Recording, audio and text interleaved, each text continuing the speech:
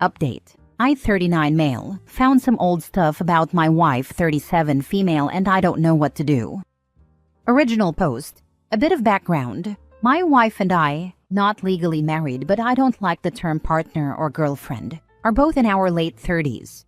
We've been together for 10 years, have a 2-year-old, and my wife is currently pregnant with another boy. For the most part, our relationship has been great. Like most couples, we have our ups and downs, but we're mostly good friends and great partners in life. However, there has always been a thing in our relationship that has been bothering me more in the last couple of months: our sex life. In the early years, everything was fine. We weren't an overly sexual couple, but we had sex a few times a week, and I was content with that. About 3 years into our relationship, we had been living together for a while and started trying for a baby. Unfortunately, we weren't having much success, so we went to the doctor. Over the next few years, our sex life changed. It became mechanical. Scheduled times, specific positions, endless tests, and month after month of disappointment. To be honest, it stopped being fun. We then went through 2 cycles of IVF, both of which were unsuccessful. At this point, we were doing it maybe once or twice a month. Thankfully, we eventually got pregnant naturally, and we were over the moon. However, there was a lot of stress since we had lost a baby girl before. During that time, I didn't push for it, and I believe we only had it a couple of times. When our son was born, well, most of you know how newborns are. Between work, stress, sleepless nights, and lack of opportunity, we didn't have sex at all during that first year. After that, we started again, but I always felt like it was more of a duty for my wife. I had to spend 1 or 2 weeks slowly seducing her until she eventually got in the mood. Thankfully, we got pregnant again a few months ago, and since then, our sex life has stopped completely. I've tried initiating a couple of times, but my wife always says she's not in the mood, too tired, or too pregnant. I don't want to be an a-hole, so I back off and stopped trying. Everything was fine. I had accepted that it was off the table for the next few months, but then something happened last month that made me rethink everything. Our son still wakes up a lot during the night, and most nights, my wife sleeps with him. Almost like clockwork, at 5 a.m., he wakes up for good and wants to play or watch cartoons. I usually take care of him while my wife sleeps for a couple more hours. Before Christmas, I gave my wife a new phone and gave her old one to our son to watch cartoons. I know he shouldn't, but it helps. One morning, I grabbed the phone, opened Google, and saw the recently visited sites on the homepage. One of them was an adult site. I knew it wasn't me or my son, so I realized it had to be my wife. Her Google account was still linked to the old phone, meaning it had synced from her new one. At first, I just laughed, deleted the site from the recent history, and moved on. I didn't think much of it. Maybe a friend told her about a specific video, or maybe she got horny and didn't want to bother me. A couple of days later, the same thing happened. This time, curiosity got the best of me, and I checked her browser history. I found out that she was watching 2 or 3 times a week after I went to bed early. I wasn't mad, just a bit disappointed. Still, I tried to be understanding. Maybe she doesn't feel sexy, doesn't have the energy for it, and relieves herself this way. I didn't say anything, but the thought stayed in my mind. I started wondering if I had gained too much weight, and if she was no longer attracted to me. Then, I did something I'm ashamed of. Since her account was still linked to that phone, so were her social media accounts. I went down a rabbit hole. My worst fear was that she was having an affair, but I didn't find any recent chats or messages from any new guys. Out of curiosity, I searched my name. As expected, a lot of results appeared, but one message stood out. OP is kind of ugly, but I like him. I opened the chat, and it was from a conversation with a friend from 10 years ago, when we first met and were still just friends. I read a few more messages, and it was like a punch to the gut. She was telling her friend that I was ugly, that I didn't have a great body like Ben, but that I was a nice guy. I searched for who Ben was and discovered he was a guy she had been with for a few months before me. Before him, she was with her official ex. When we started dating, she told me she had been single for 2 years. Now, I've discovered that in the 12 months before me, she was with at least 2 guys. I also checked the chats with Ben and her ex and found that she was still talking to them during the first 2 to 3 years of our relationship. To be fair, the conversations weren't anything crazy, but maybe it's just my head messing with me. There were hints of flirting here and there. Another thing that bothers me is how different she seemed in those chats. She was much more sexual than she has ever been with me. She talked about all the marathons she had, the positions she tried, and other stuff. Things she told me were completely off limits. Maybe it's just girl talk. I don't know. With all of this, my self-esteem has plummeted. I feel ugly, unattractive, betrayed, and to be honest, used. These past few weeks, I've been trying to be alone as much as possible. I've been staying late at work, waking up in the middle of the night, and moving to the sofa, just avoiding everything. I really don't know what I'm going to do. The only silver lining in all of this is that I've suddenly felt the urge to get back in shape. I've been hitting the gym more often. Thanks for taking the time to read this. What do I do now? Now for the top advice before reading the update. It's hurtful to know how your significant other viewed you before they got to know you. So many problems with this relationship.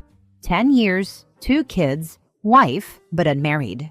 How do people get this deep into life without making a firm commitment to each other? There is commitment. In our country, after living together for 2 years, you have the same rights as married couples. We aren't religious at all, so we never felt the urge to do it. There were always better things to spend the money on. Do you know how expensive IVF treatments are? I really don't understand why there is seemingly zero empathy for you here. I am so sorry. You met her, got to know her, and built a life together, all while believing the information she shared with you was truthful. Now you're discovering that parts of her past were withheld, and her initial impression of you wasn't what you thought.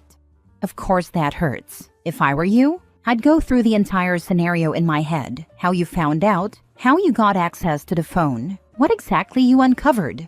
The evidence is there. She didn't betray you in the present. There was no actual break in trust, but there is a break in confidence, and that's something you need to acknowledge. I'd tell her that directly, or if you're not ready, see a therapist for yourself without telling her. Either way, you need to process this instead of just hitting the gym and avoiding the real issue. Exactly. I don't think I've ever seen so many negative, unsympathetic, and ignorant comments here.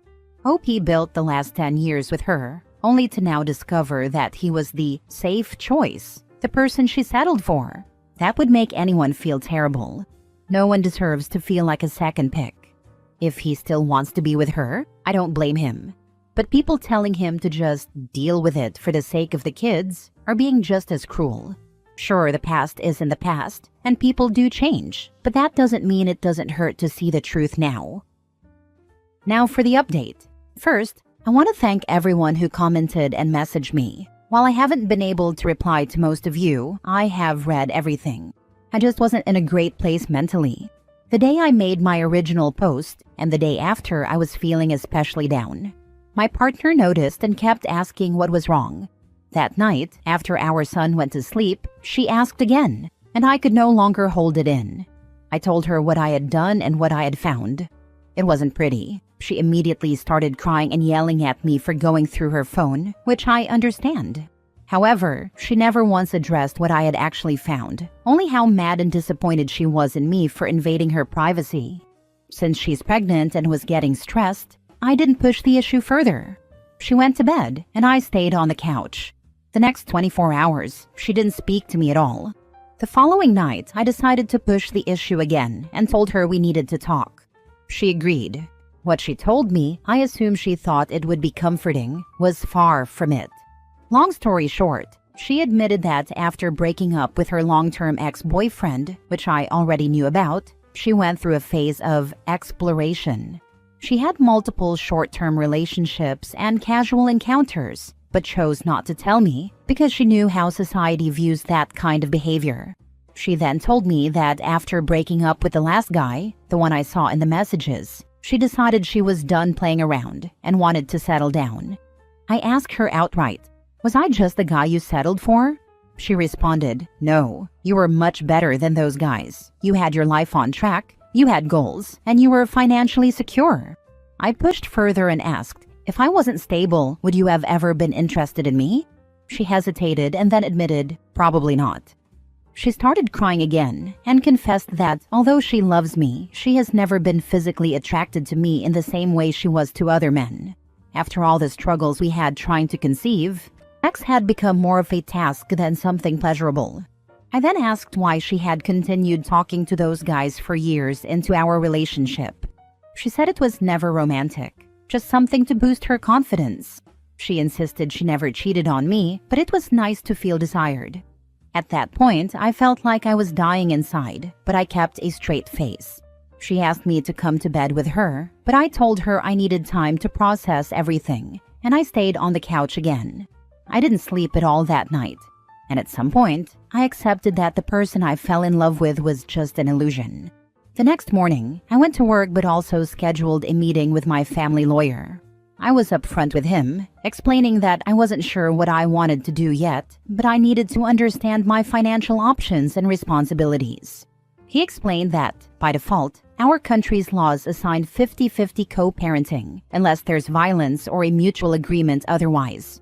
If both parents are working, there are no financial obligations toward each other. For our unborn child, the court would likely mandate that the baby stays with the mother for the first 6 months, but I would have visiting rights, and after that, 50-50 co-parenting would be expected. Regarding finances, since we've mostly kept separate bank accounts and assets, we wouldn't have to split them. However, we would need to split the house and cars unless one of us buys the other out. This is where I would take a hit, as I had paid for most of it, but legally, everything would be divided 50-50. That night, I worked late, slept on the couch again, and before leaving for work the next morning, I told my partner that I needed some space and would be staying at a hotel for a few days. During this time, she kept calling and texting, but I only responded to say we would talk when I was ready. To be honest, I just needed time alone, to drink, to sleep, and to process everything. When I came back home a few days later, we had another serious conversation. I told her that I knew what I did was wrong. Going through her phone wasn't okay. I also reassured her that I had no issue with her having had a fun phase before we met. But I admitted that I was deeply hurt by knowing I was just a stable, responsible choice, not someone she was genuinely attracted to. I also told her that I hadn't decided what I was going to do yet. But for now, I didn't see her as my loving partner anymore. However, if she was open to it, I was willing to try counseling and see where things went. So, that's where we are now. We've had 2 therapy sessions so far, but honestly, they haven't helped much. We'll continue, but I don't know if it will make a difference. My partner has been trying to be more affectionate and has initiated sex a few times, but I've declined, telling her I'm not ready. Meanwhile, I've been spending more time away from home, going to the gym, spending quality time with my son, and going out to dinner with friends and colleagues. I still love my partner, but I can't look at her the same way anymore. Our newborn is due in early April, and I know that will be the ultimate test for our relationship. But to be completely honest, at this moment, I'm slowly accepting that we might be done. Thanks again to everyone for your messages and kind words. I'm sorry, man. This one truly sucks. Your relationship has been a lie. For the rest of your life, you'll live knowing that the person you're sleeping with is doing it out of duty because she feels obligated, not because she desires you. Man, you're 39. You've still got half your life left. Bite the bullet and cut your losses. Don't raise children in a miserable home because that misery will trickle down to them. You both deserve happy relationships. Your partner has a track record of lying and omitting things, and you can't rebuild on that because the foundation was never genuine. The grass isn't always greener, but in rare cases like yours, it certainly will be. Literally this. I'm honestly so irritated reading about people who get with others because they see them as the safe option. It's vile. They're literally stealing away a potential lifetime of happiness from someone because they are selfish. OP, you deserve so much more than what your wife has given you. She's a selfish liar. Don't basically end your life of joy just to stay with her and be miserable. Good luck. It always amazes me when a significant other is perfectly fine lying, cheating, and emotionally abusing their significant other by carrying on affairs. And make no mistake, her continuing to talk to her exes were emotional affairs, plural. And then they have the audacity to say going through their phone is a line that shouldn't be crossed. Really? She's more upset about how you found out the truth than the fact she is actually using you for financial security. With 2 young children, soon, I agree counseling should be legitimately attempted prior to splitting up, but it can only maybe work if she faces and shows true remorse for what she's done. She trapped you in a near sexless marriage because she's a selfish person. It is possible to fall in true love with someone you're not physically attracted to. I've done it, but she didn't even attempt to. She simply used you like an emotional and financial ATM. She needs to admit to this and put in the work to change, and even then, I fear that won't be enough. In the meantime, keep hitting the gym, socializing with friends, spending that quality time with your son, and finding your joy separate from her. Thank you. At this point, I'm still sad and hurt, but I'm not depressed, which is great. I can see a light at the end of the tunnel, either with or without her. I just want to minimize whatever trauma this brings to my kid. Last story. I'm 37 female seriously considering ending my engagement and relationship to my fiancé 36 male. I went out with my fiancé on Valentine's Day. My gift was going to an event called Martini Wars. I think it was something he found last minute on Eventbrite. It was a battle between bartenders. And as you can imagine, there was a lot of drinking. Things were going fine until the ride home. In the Uber, his tongue was hanging out of his mouth, his eyes were rolling back, and his head was bobbing back and forth. I was afraid he was going to vomit in the car, so I kept the windows down and tried to comfort him. We made it home fine, but then he became very obstinate. He refused to listen to me. He was still borderline sick, so I kept telling him to move to the toilet, but he wouldn't budge from the spot where he was in the bathroom. Then he vomited all over the floor. I became upset at how unnecessarily defiant he was being. At some point, he became angry and showed me a side of him I had never seen in the 5 years we've been together. He began screaming at me and didn't back down. I was in an abusive relationship before, and it triggered the worst memory of that experience. I begged and pleaded with him to stop yelling, but he didn't. Eventually, he left the room and I took the opportunity to book a hotel for the night. I woke up in the hotel to a text from him saying that he didn't remember anything but was very sorry. I stayed away from him all weekend. Since he's returned home, he has done nothing to make amends for his actions. I told him the engagement was off, and he accepted it without protest.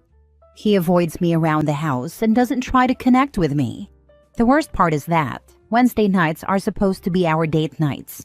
Yesterday, he told me he was going out with his friend and asked if I wanted to join.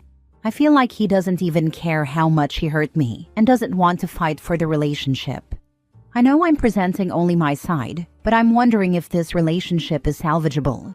If you were in his shoes, what steps would you take to show that you were serious about the fact that you hurt your fiancé? So your gift was an event he wanted to go to. Then he got wasted, screamed at you for trying to help him and isn't doing anything to apologize or fix this? Sounds like he doesn't think he really did anything wrong and believes you overreacted, which you didn't. I don't think he's taking you ending the engagement seriously. He probably assumes there's no way you'd actually leave him. You need to make it permanent. He showed complete disregard for you and won't apologize, which tells you exactly what kind of life you'll have with him. A verbally abusive man who never takes responsibility. Is that what you want? Because if you accept his behavior, it will only get worse. I haven't even addressed the crappy Valentine's gift. No flowers, no card, just copious amounts of drinking. But yeah, this weekend has been eye-opening. I think I'm just in shock because my whole life got uprooted in one night like that. If I were him, my first step would be a sincere apology. The next would be trying to find out exactly what I had done or said and asking how I could make amends. He has done none of the above, so it's pretty clear what he thinks of you, and it obviously isn't very much. I would begin the process of separating your lives and moving on. It's hard, I know, but you shouldn't have to live in fear of his next breakdown. You have the right to live and enjoy your life without fear. My husband behaved like this once. He was under a lot of stress, and we'd had far too much to drink that night. I had to call the police because he was so belligerent that I was frightened. The next day, my husband moved out for 2 weeks. He waited until I felt safe enough to invite him back. He got himself into a counseling program and hasn't had a drink since that night. He worked through a lot of underlying emotional issues that fueled the incident and has abstained from alcohol ever since. Anything less than that, I would have left him.